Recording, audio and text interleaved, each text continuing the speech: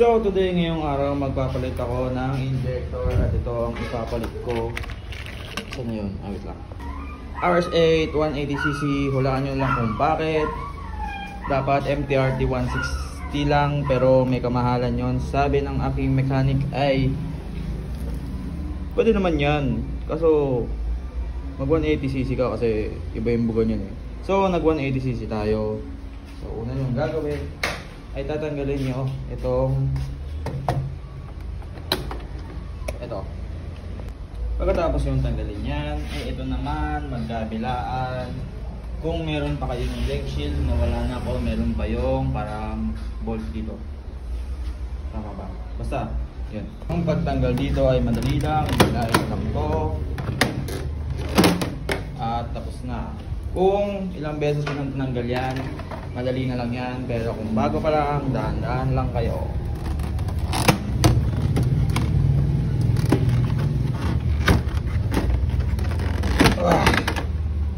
At ayan, natanggal na. Susunod nyo naman tatanggalin ay ito. At ito. Hindi nyo matatanggal to kung hindi nyo tatanggalin to dahil nakakapit to sa taillight. At dahan-dahan lang din dito dahil ito ay madaling mabasag. Hindi ko kaya ng isang kamay kaya wait lang. At kapag natanggal na yan, sa stock ay meron lang itong rivet. Pero ako pinatan ko ng bolts. Tatanggalin yan. Tapos ang style dito ay itutulak nitong block at hihitain ito.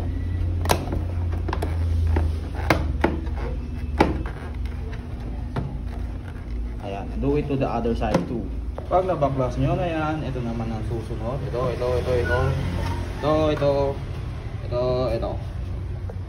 Pag natanggal nyo na lahat yan, i-next na ang battery. Pag natanggal na, huwag nyo ilalagay sa semento dahil baka malobat. Ang kasunod nyan ay itong dalawang bolt sa loob at ito mga fuse. Pag tanggal ng fuse na to ay sasangkitin nyo lang ito dito tapos hila. Itabi nyo lang muna ito dito dahil sasabi siya kung pinili at malaya na ang fuse box. Charan!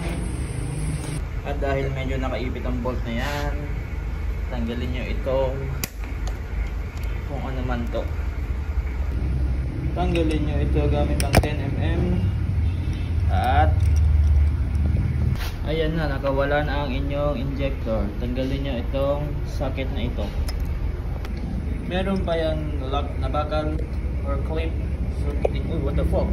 Hey yo, oh. Ano yung camera? Ayan. Uy, what the fuck bro? Hey shit. Ayan, ano yung camera ko. Ayan, sungkitin nyo lang yan, bakal na yan. Tapos, tatanggalin. At yan, natanggal na yan. Natatanggal na to. Wait. Paano nga pala? Hila. At ayan, natanggal na ang injector. Ito ay MTRT 1. Ano ba to? 145. Tama, 145. So, ito na papalit natin. RS8 180. At bago ko nga ito yung palitan, spark plug check muna tayo. Maputi-puti siya at mukhang nag-lean nga. Sobra sa hangin, kulang sa gas, kaya palit injector.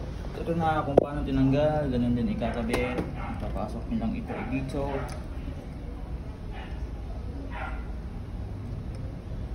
At di ko kaya ng isang kamay.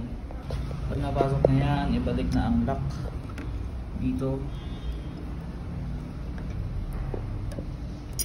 Shit! Wala. Yun. Wait lang. Basta ibalik nyo lang dito. Hindi ko na-video, hindi ko kaya sa kamay. Pagkatapos ay ibabalik na natin ito. Ayan.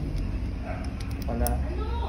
And then, ibabalik na natin siya sa throttle body. I mean sa manifold. Intake manifold. Tapos yung bolts. Isa lang pala yung bolt. Ayan. Tapos kabit na natin.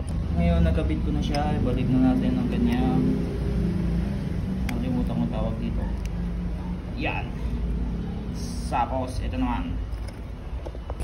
So binalik ko muna yung battery. Nabalik ko na rin pala yung spark plug. Hindi ko na pinakita. Tapos papandarin ko muna bago ko ibalik lahat.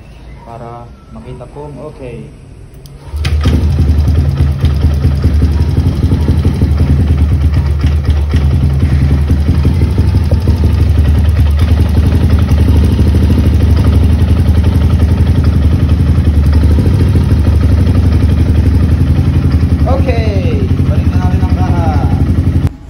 Balik na natin yung U-box. Tatandaan nyo lang, ito ay dapat nakapasok bago nyo ipasok yung box. Lusot nyo muna dito. Tapos ay lalagyan natin ang mga bolts nito. Ito at ito. Hindi ko na napakita yung pagkabit nito, pero alam nyo na yan. Tapos sunod na natin itong nandito sa likod. Ito naman, so yan, nakabit ko na. Ito naman, mahirap tanggalin pero madaling kabit.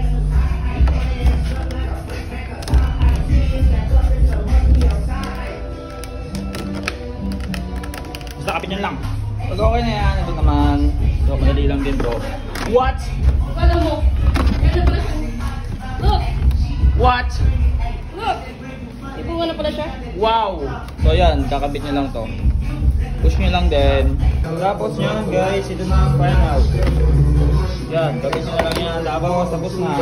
Bye-bye!